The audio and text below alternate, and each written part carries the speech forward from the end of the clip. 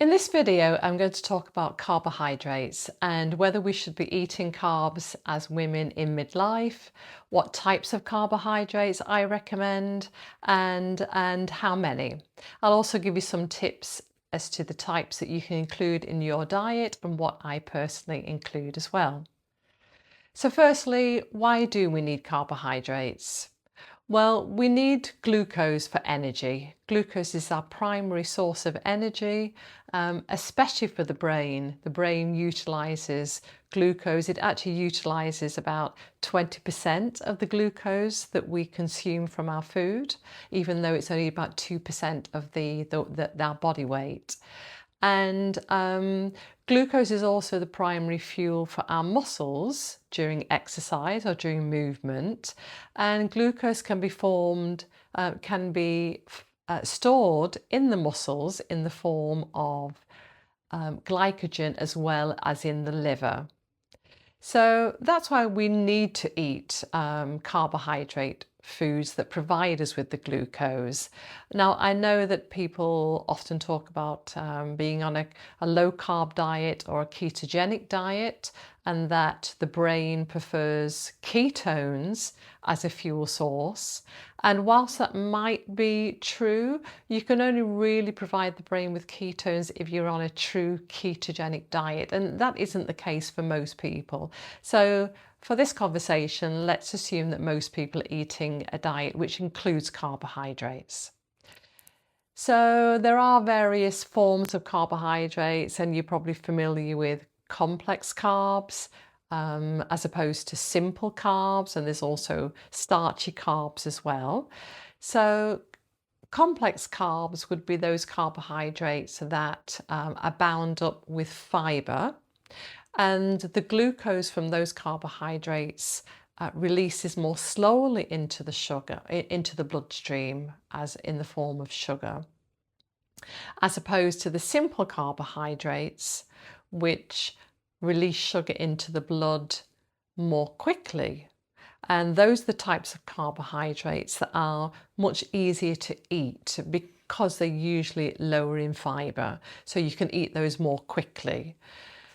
So I recommend complex carbohydrates, to stay with the complex carbohydrates, because, as we're aging, the things that we're trying to focus on in my work is really how do we age well, to have all of the energy that we need to exercise, which is a really important pillar for aging well, and also for clear thinking, for those of us who are working in maybe a challenging job where you really need to have your brain functioning really well throughout the whole of the day. Then we need to provide the brain with a steady influx of glucose. So that's what we get from complex carbohydrates. And the reason for that is when we eat those types of carbs, they're digested and they pass into the glucose passes into the blood more steadily, more slowly. And so we get a more steady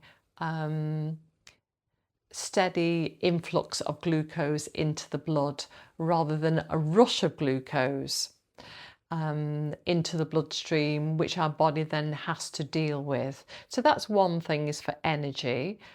Secondly, metabolic health is a really huge part of aging well. We need to maintain a really healthy metabolism to avoid some of the chronic diseases of aging, such as diabetes, which starts with insulin resistance, and all of that is really through poor blood sugar control. So let's talk about complex carbohydrates. Those are the carbohydrates that are bound with fiber, and the fiber helps the glucose release more slowly into the blood. So those would be fruits, vegetables, nuts, seeds, legumes, pulses, whole grains, the vegetables that we all think about when we think about a healthy diet.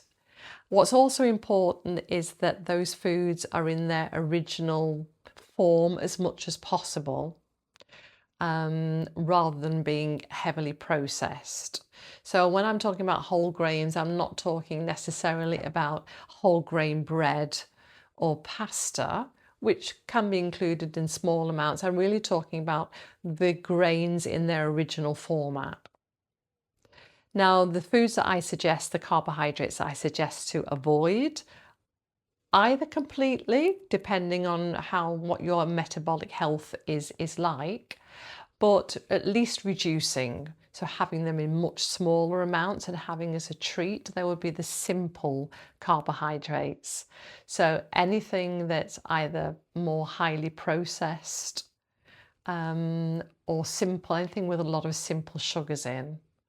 So, certainly white bread and white pasta, white rice, biscuits, cakes, they're going to give you a much quicker release of glucose into the blood. So I suggest avoiding those either completely or just keeping those as a treat.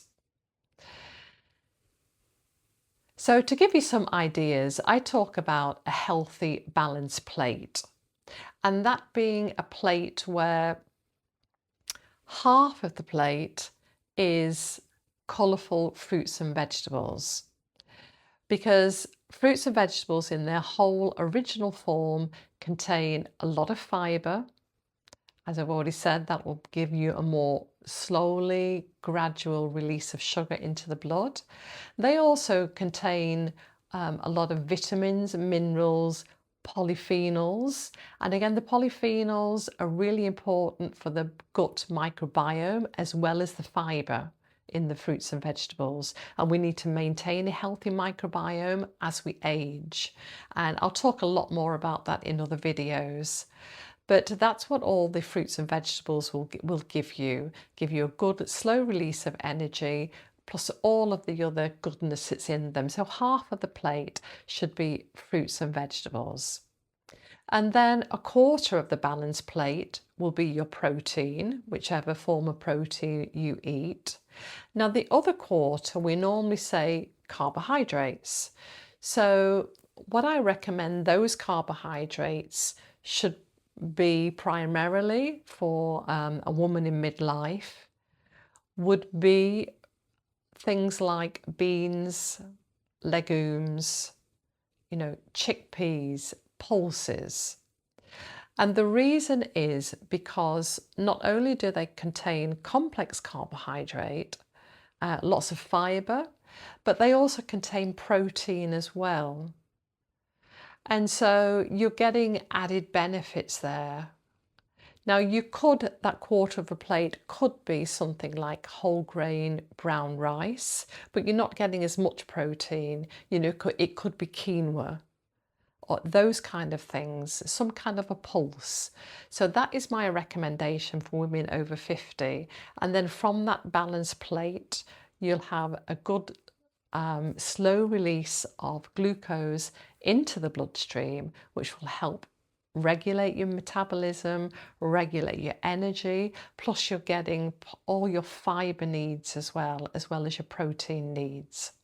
So I hope that helps, and I hope you enjoyed the video. And if you want more of this type of content, then please let me know and watch some of my other videos where I'll talk a lot more about a healthy balanced plate, about protein needs and about fibre needs as well. So thank you for watching, and I'll see you in the next video.